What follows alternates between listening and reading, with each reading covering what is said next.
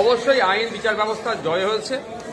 মমতা ব্যানার্জি প্রশাসনকে কাজে লাগিয়ে ভেবেছিল আইএসএফকে ওখানে প্রোগ্রাম করতে দেবে না, সেই জন্য পুলিশ ডিনাই করেছিল। আমরা কোর্টের দ্বারস্থ হয়েছিলাম, কোর্টের বিচারপতি আমাদেরকে ওখানে প্রোগ্রামের অনুমোদন দিয়েছে।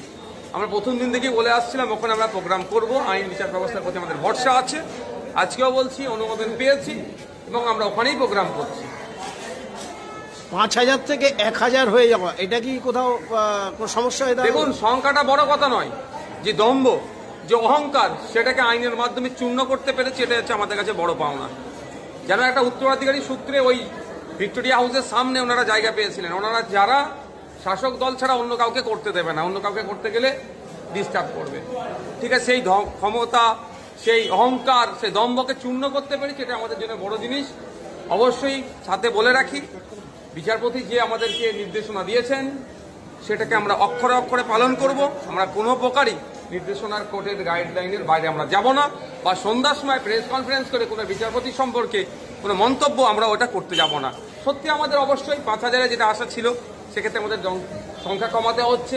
স্টেজ যে যত বড় করতে চেয়েছিলাম অবশ্যই কমাতে হচ্ছে, কিন্তু দিনের শেষে আইন বিচার ব্যবস্থার জয় হয়েছে। ওদের ক্ষমতা, ওদের হিংসা, ওদের দম্ভকে আমরা চূর্ণ করতে পেরেছি, এটা হচ্ছে আমাদের কাছে বড় কথা। বলেছিলাম ৫ টাকার বেলের খোঁচার অনেক জ্বালা বেশি, সেটাই আমরা দেখিয়ে দিয়েছি। গত বছর একটা এই ঘটনাতেই অ্যারেস্ট হয়েছিলেন আপনি, এবং আপনাদের বিরুদ্ধে নানান ধারায় মামলা রুজু করা হয়েছিল। এই বছরও রাজ্য ওই একই কথা তুলে ধরেছে, কি বলতেন? যদি ওই ভায়োলেন্সকে দেখাতে চাই, ভায়োলেন্স কাদের জন্য হয়েছে? প্রশাসনের জন্য। আমাদের নিরস্ত্র, আমাদের শান্তিপূর্ণ অবস্থান বিক্ষোভে লাঠিচার্জ করে সেখানে কাজুলি গ্যাস দিয়ে আমাদেরকে মারধর করা হয়েছিল, আমাদেরকে অ্যারেস্ট করা হয়েছিল। তারপরেও যদি আমাদের নামে অ্যালিগেশন দেয়, তাহলে তো আমার মনে হয় তৃণমূল কংগ্রেসকে পশ্চিমবাংলায় আর কোনো প্রোগ্রাম করতে দেওয়া অনুচিত হবে। কারণ ২১শে জুলাই ১৯৯৩ কি হয়েছিল আমরা সকলেই জানি। তারা কিভাবে করতে পারছে? যদিও গত বছরের একটা কেসের চার্জশিট দিয়েছে, এখন একটা কেসের চার্জশিট দিতে পারলো না। ১ বছর হয়ে গেল। যদি আমি পার্টিকুলার আমার কথাই বলছি, যদি আমি এই কাজের কোনো রকম যুক্ত থাকি, তাহলে আমার বিরুদ্ধে আইনত ব্যবস্থা নিচ্ছে না কেন, বা এখনো কনভিক্ট করতে পারলো না কেন? ১ বছর গড়িয়ে যাচ্ছে। অ্যাকচুয়ালি ওটা হচ্ছে পরিকল্পিতভাবে আমাদের উপরে পুলিশকে দিয়ে, কিছু মানুষকে দিয়ে হামলা চালানো হয়েছিল। প্রত্যেক দিন তো মুখ্যমন্ত্রী তার দলের যে দুর্নীতি, চুরি হয়েছে, চাকরি চুরি হয়েছে, তার বিরুদ্ধে বলছি, ওই দিন কেউ বলবো।